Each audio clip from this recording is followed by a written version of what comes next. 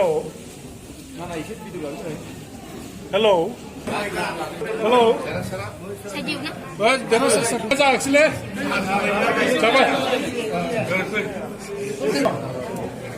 উপস্থিত আমার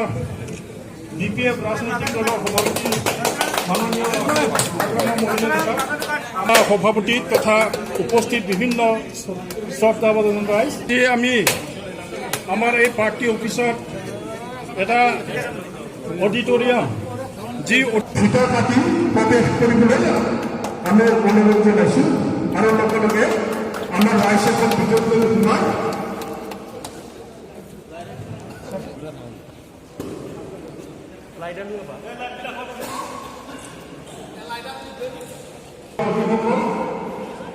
আৰু উপস্থিত আমাকে অভিজ্ঞতামূলক সূচনা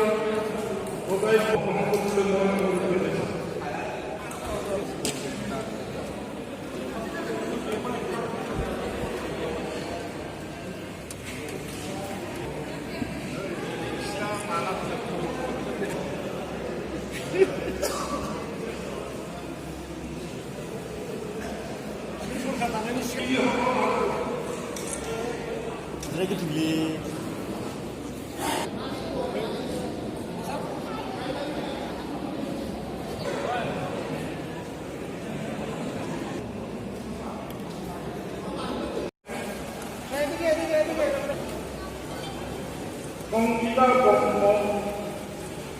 Renu Bokmong Doni Bokmong Jowal Bokmong Rinku Das Amoni Sokar Minoti Bokmong Aman Das Rupa Sita Das Aroti Sokar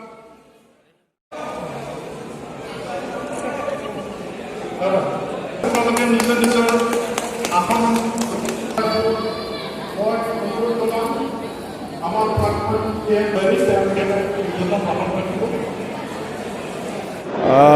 BTCৰ যিটো নিৰ্বাচন এইটোতো কেতিয়া হ'ব মই ক'ব নোৱাৰে মুঠতে আমি ৰাজ্য চৰকাৰৰ ওচৰত আমি সেইটোকে ডিমাণ্ড কৰি আছোঁ যে যিহেতু অক্টোবৰ মাহত ৰাজ্যসভা গভৰ্ণৰ ৰুলটো 6 মাহ হ'ব অক্টোবৰ মাহৰ 27 তাৰিখত এইকাৰণে আমি ৰাজ্য চৰকাৰক আমি ডিমাণ্ড কৰিছোঁ যে 27 তাৰিখৰ আগত নিৰ্বাচন হ'ব লাগে বুলি যেন হওক কৰে না নকৰে এইটো ৰাজ্য চৰকাৰৰ কথা কিন্তু আমি বিচাৰিছোঁ অক্টোবৰ মাহৰ ভিতৰতে হ'ব লাগে বুলি যদি নহয় তেতিয়াহ'লে আকৌ আৰু 6 মাহ এক্সটেনশ্যন কৰিব লাগিব এইটোতো এনেকুৱা হ'লেতো BTC শেষ হৈ যাব এই 6 মাহৰ ভিতৰত আমি BTCত কি কৰিব পাৰে কি কৰিব নোৱাৰিলে হ'ল বহুত ডেভেলপমেণ্টেল কামটো পিছুৱাই গৈছে 6 মাহ পিছুৱাই যোৱা মানে 1 বছৰ বেক এই 6 মাহৰ ভিতৰত আমি বহুত কাম কৰিব পাৰিলে হয় কিন্তু আজি যেন হওক যি হৈ গ'ল কিন্তু আমি এতিয়া 6 মাহ আৰু এক্সটেনশ্যনটো আমি বিচৰা নাই সকলো দল সংগঠনে কৈ আছে যে BTC নিৰ্বাচনটো সোনকালে হ'ব লাগে আৰু BTC অঞ্চলত মানে বহুত কাম কৰিব লগা আছে এতিয়া সেইখিনি কথা আৰু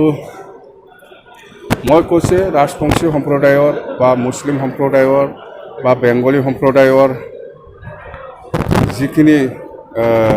যেনবা ৰাজবংশী আৰু আদিবাসী সম্প্ৰদায়ৰ মই কৈছোঁ যে যি মানুহে STৰ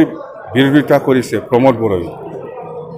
বা UPPL প্ৰেচিডেণ্ট আগৰ FC প্ৰেচিডেণ্ট UPPL মানে আপচু মানে UPPL তো এই ক্ষেত্ৰত মই কৈছোঁ যে মই আপিল কৰিছোঁ যে ৰাজবংশী সম্প্ৰদায় আৰু আদিবাসী সম্প্ৰদায়ক যে যি মানুহে STৰ বিৰোধী ST দিব নালাগে বুলি কৈ আছে আজিও ষ্টেণ্ডত আছে এই ষ্টেণ্ডটো আছে আজিও এই প্ৰাৰ্থীক মানে সমৰ্থন কৰাৰ কোনো অৰ্থ নাই আৰু মুছলিম সম্প্ৰদায় আৰু বেংগলী সম্প্ৰদায়ৰ ৰাইজসকলকো মই অনুৰোধ কৰিছোঁ যি মানুহে NRCত কমপ্লেইন কৰি পেলাই বহুত মুছলিম সম্প্ৰদায় আৰু বেংগলী সম্প্ৰদায়ক হাৰাশাস্তি দিছে এনেকুৱা মানুহ সহায় কৰাৰ বা UPPL কৰাৰ কোনো অৰ্থ নাই বুলি কৈ আছোঁ আৰু এটা কথা কৈছোঁ মই যে BTC অঞ্চলত বা অসমত যিমান দল সংগঠন আছে বিভিন্ন জাতি জনগোষ্ঠীৰ ইহঁতৰ লগত আলোচনা কৰি পেলাই এই বিটিআৰ চুক্তিটো সংশোধনৰ দৰকাৰ আছে বুলি মই আপিল কৰিছোঁ যে বিটিআৰ চুক্তিটো লৈ পেলাই সকলো দল সংগঠনৰ লগত আলোচনাৰ খুব প্ৰয়োজন আছে আৰু সেইটো সংশোধনৰ প্ৰয়োজন আছে ৰিভিউ কৰি পেলাই সংশোধন কৰিব লাগে যিহেতু প্ৰমোদ বড়োৱে অসমত বিভিন্ন দল সংগঠনৰ লগত আলোচনা নকৰাকৈ এই বিটিআৰ চুক্তিটো কৰিছে যাৰ ফলত আজি বহুত সেইটো চিন্তা কৰিব লগা আছে বা সংশোধন কৰিব লগা আছে এইখিনি কথা সেইটো দলৰ কথা দলে কি কৰিছে দলৰ কথা আশা কৰিছে নিৰ্বাচন হোৱা নাই যদিও বহুত ধৰণৰ বিভিন্ন দল সংগঠন কেম্পেইন কৰিছে সকলোৰে অধিকাৰ আছে বিজেপিও কৰিছে কংগ্ৰেছো কৰিছে UPPও কৰিছে UDFও কৰিছে কিন্তু BTCত BPOৰ বাদে কোনো দলৰ কাম নাই আৰু BPOৱে 100% চৰকাৰ গঠন কৰিব মুঠতে প্ৰমোদ বড়োৱে যে কোনোবা অনাবড়োসকলৰ কাৰণে কাম কৰিব এইটো কেতিয়াও বিশ্বাসত ল'ব নোৱাৰে আৰু ল'ব দৰকাৰেই নাই প্ৰমোদ বড়ো বড়ো জাতিকে কেনেকুৱা ঠগাই আহিছে চবেই দেখি আছে আৰু এই প্ৰমোদ বড়ো ডাঙৰীয়াই কোনোবা মুছলিমৰ কাৰণে কোনোবা বেংগলীৰ কাৰণে বা কোনোবা ৰাজবংশীৰ কাৰণে বা আদিবাসীৰ কাৰণে বা হিন্দীভাষীৰ কাৰণে বা চুত্ৰটোৰৰ কাৰণে বা নাথ যোগীৰ কাৰণে বা কলিতা জনগোষ্ঠীৰ কাৰণে বা মদাহীসকলৰ কাৰণে বা অসমীয়াসকলৰ কাৰণে BTC অঞ্চলতে কাম কৰিব এইটো কেতিয়াও বিশ্বাসযোগ্য নহয় একদম এইটো কেতিয়াও বিশ্বাসত ল'ব নালাগে আৰু প্ৰমোদ বড়োৱে যে BTC অঞ্চলৰ সাংবাদিকসকলৰ কাৰণে কিবা পেকেজ দিছে এইটোতো ফাল্টু একদম মিনিংলেছ সি এনেকুৱা দিয়া মানুহ নহয় পাৰিলে আপোনালোকৰ পৰাহে ল'বহি নতুন ৰাজনীতিৰ দল খুলিছে অসমত ৰিজনেল পাৰ্টি মইতো সেইদিনাই কৈছোঁ যে আমি আদৰণি জনাইছোঁ সকলোৰে অধিকাৰ আছে দল সংগঠন খোলাৰ কিন্তু ৰাইজৰ কাৰণে কাম কৰিলেই হ'ল সেইটোৱেই